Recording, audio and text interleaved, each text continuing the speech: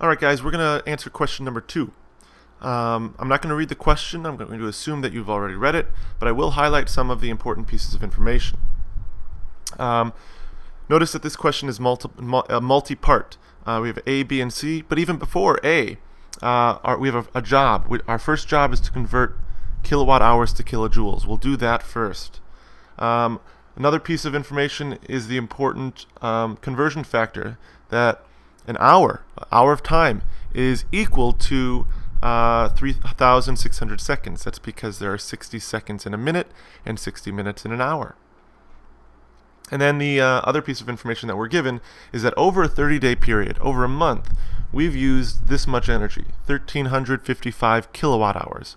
And of course, remember, kilowatt hours is a unit of energy, not a unit of power, because we take 1 kilowatt of power and spread it out over, exert it continuously over a time of an hour of time. Okay, so let's write down what we know to be true.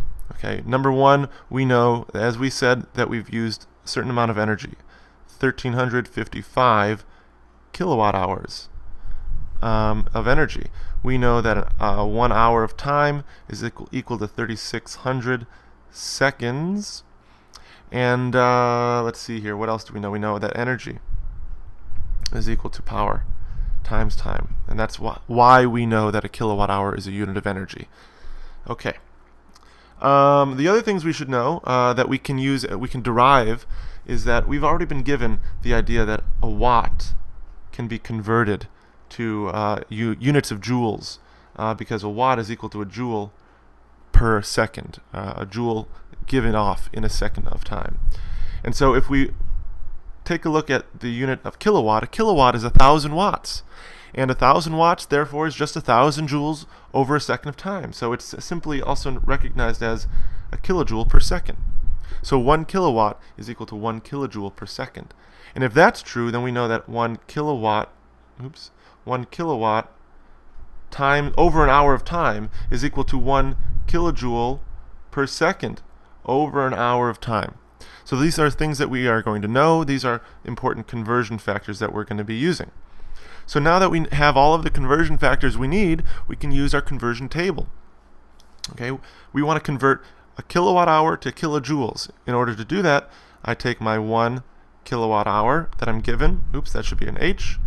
Make my conversion table. I already said that 1 kilowatt delivered over an hour of time will be equal to 1 kilojoule per second delivered over an hour of time. Okay, let's just recognize what we've done here. Now we have hours in our numerator. I need my hours in my denominator.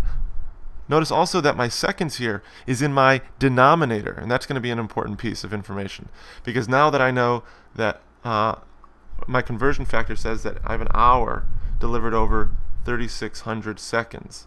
And now in my numerator I have seconds, in my denominator I have hours. I can now cancel hours, cancel seconds, cancel kilowatt hours, and what I'm left with, of course, is kilojoules. And so now I've converted from kilowatt hours to kilojoules.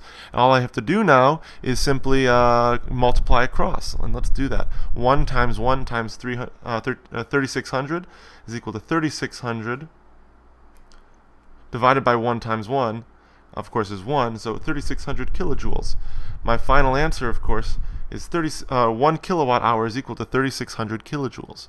That's helpful. That tells me that gives me a conversion factor that I can always now use, and specifically I can use it in my next part of my answer. So now that I know that 1 kilowatt hour watt hour is equal to 3,600 joules or kilojoules, I can use that conversion factor to answer part A, because it asks me how much energy in kilojoules have I used over the 30-day period. The other thing I have to remember is that the amount of energy I used in that 30-day period was 1,355 kilowatt hours. Well, now that our ability to answer that question is easy, because what I start with is 1,355 kilowatt hours, and I have a conversion factor that for every 1 kilowatt hour is equal to 3,600 kilojoules. And remember that this amount of energy was given over a period of 30 days. So now all I have to do is multiply across and cancel my units.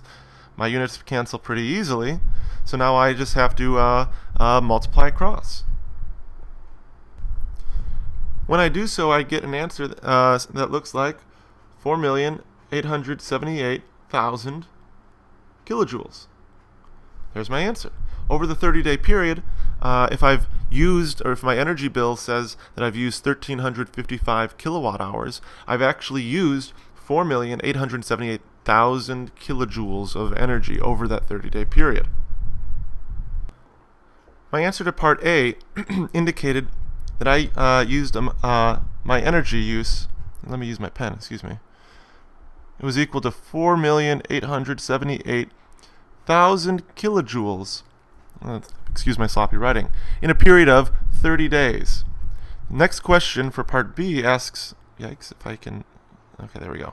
The next question asks in part B is how much energy in kilojoules am I using, or hold on, let me our answer to part A told us that we used an amount of energy, we used 4,878,000 joules, yikes, kilojoules of energy in our 30-day period. But part B asks how many joules per day have we used if we used that much energy in a month. Okay, so we have to use our conversion factors once again. Okay, so we start with 4,878,000 kilojoules in our 30-day period. Let's convert first from kilojoules to joules. That's pretty simple, because we know that for every 1 kilojoule there are 1,000 joules. And we know that we wanted to convert from a 30-day period to a 1-day period. Okay, so there's our two conversions that we're completing in this problem, and let's do some math. Completing this problem, it tells us that we have used 600,000 joules per day. Okay, and that's our final answer for part B. This answer, of course, can be put into scientific notation. We can say now that it was 1.626 times 10 to the 1, 2, 3, 4, 5, 6, 7, 8th power of joules per day. Okay, so if we want to put it in scientific notation. All right, let's move on to the last part. Okay, let's move on to the next slide. In our last part, we're given some information. Of course, we know that we used, let's see here, 1,355 kilowatt hours in our 30-day period. Kilowatt hours. We're also given information that at a rate we are charged $0.0749 per every kilowatt hour. That's a good conversion factor that we'll use. Okay, so using this, I will say that I've used 1,355 kilowatt hours, and for every 1 kilowatt hour, as in my conversion factor, I use $0.0749, and let's do some math there.